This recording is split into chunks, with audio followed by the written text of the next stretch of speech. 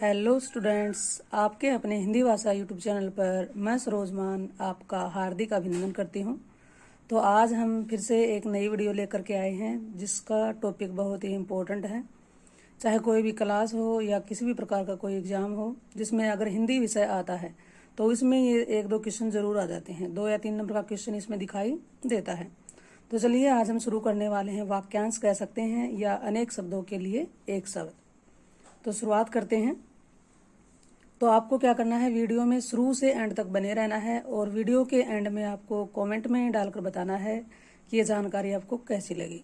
अगर यह जानकारी आपको थोड़ी सी भी अच्छी लगे तो इसे अपने दोस्तों के साथ शेयर जरूर करें और चैनल पर आप पहली बार आए हैं तो इस चैनल को सब्सक्राइब भी कर लें। ठीक है, तो चलिए शुरुआत करते हैं। शुरू। अल्प यानी कि कम वेतन भोगने वाला या पाने वाला, जिसको काम के बदले थोड़ा सा वेतन दिया जाता है, थोड़ी सी तनख्वाह दी जाती है, उसको क्या कहते हैं? अल्प वेतन भोगी। अल्प वेतन भोगी। अध्ययन या पढ़ना का काम करने वाला, उसको क्या कहते हैं? अध्येयता। अध्यापन या पढ़ाने का काम करने वाला क्या कहलाता है? अध्यापक। आग से झुलसा हुआ, अनल दग्ध। अनल यानी कि आग, दग्ध यानी कि जला हुआ। आग से झुलसा हुआ क्या हो गया? अनल दग्ध। जहां गमन, गमन यानी कि जाया न जा सके, उसको क्या कहते हैं? अगम्य। वह स्त्री जिसका पति परदेश से लौटा हो, उसको क्या कहेंगे? आगत पति का।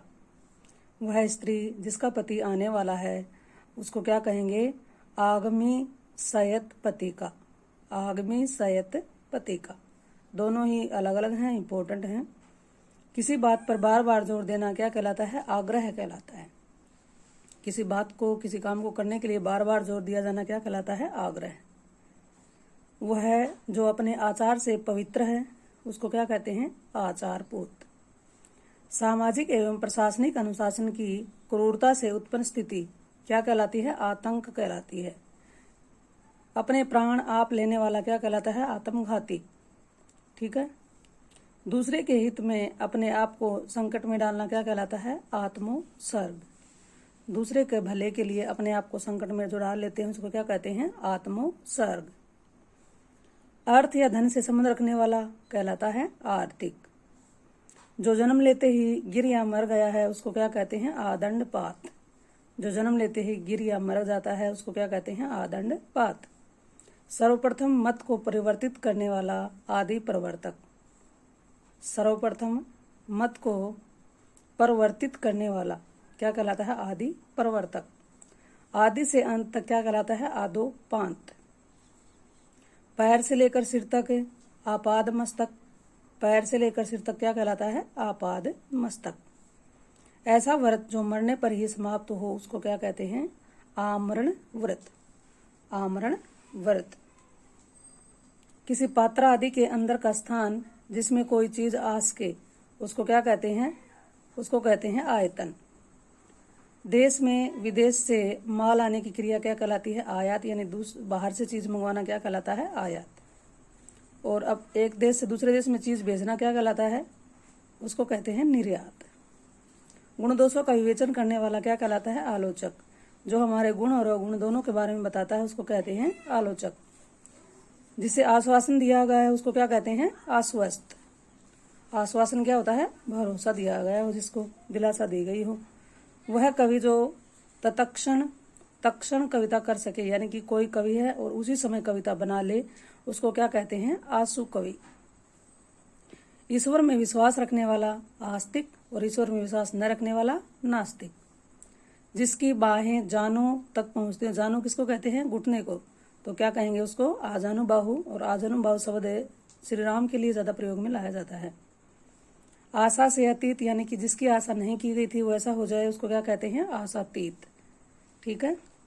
सेतुबंध रामेश्वरम से हिमालय तक, यानी कि सेतुबंध ये पुल है और ये रामेश्वर जगह है, वहां से लेकर के यहाँ तक हिमालय तक क्या कहलाता है? आसेतु हिमालय। ठीक है। अगला है बालक से वृद्ध तक क्या कहलाएगा? आबाल वृद्ध। आयोजन करने वाला व्यक्ति क्या कहलाता है? आयोजक। आयोजन करने वाला व्यक्ति होता है आयोजक। धन से संबंध रखने वाला होता है आर्थिक। पहले आ चुका है ये। जो आलोचना करने के योग्य है उसको क्या कहते हैं? आलोच्य। आलोच्य गुण और दोष को देखने वाले को क्या कहते हैं? आलोच्य। किसी अवधि से संबंध रखने वाला क्या कहलाता है? आवधिक। आशुलिपि शॉर्ट हैंड जानने वाला लिपिक किसको कहते हैं? कलरक को, उसको क्या कहेंगे? आशुलिपिक। और ये आशुलिपि जो हमारे ऐसे दोस्त मित्र स्टूडेंट होते हैं जो देख नहीं पाते हैं, उनके लिए इस लिपि का प्रयोग किया जाता है। और इसके आशुलिपि को जानने वाले लिपिक जो कलरक होते हैं उनको क्या कहते हैं? आशुलिपिक। ठीक है। किसी देश के वे निवासी जो पहले से वहां रहते रहे हैं उसे क्या कहते हैं? आदिवासी। इंद्रियों को वश में करने वाला क्या कहलाता है? इंद्रियजित। इंद्रियों को वश में करने वाला या जीत लेने वाला क्या कहलाता है? इंद्रियजित। इंद्रियों पर किया जाने वाला वश इंद्रिय विग्रह। इंद्रियों को हम कंट्रोल में कर ले। इंद्रिय कौन सी होती है? 5 ज्ञानेंद्रियां होती हैं, 5 कर्मेंद्रियां होती हैं। ज्ञानेंद्रियां, कर्मेंद्रियां कौन सी होती हैं? जैसे कि हाथ कह सकते हैं हम, और नाक, कान, मुंह है, त्वचा। ठीक है, इस तरह से मिलाकर ये इंद्रिया कहलाती है। इनको वश में करना क्या कहलाता है? इंद्रिय विग्रह। जो इंद्रियों के ज्ञान के बाहर है उसे क्या कहते हैं? इंद्रिया अतीत। जो काम इंद्रियों से नहीं हो सकता है उसको क्या कहते हैं? इंद्रिया अतीत। अपनी इच्छा के अनुसार काम करने वाला क्या कहलाता है? इच्छाचारी। किसी चीज या बात की इच्छा रखने वाला क्या कहलाता है? इच्छुक। किन्हीं घटनाओं का कालक्रम से किया गया व्रत क्या कहलाता है? इतिव्रत।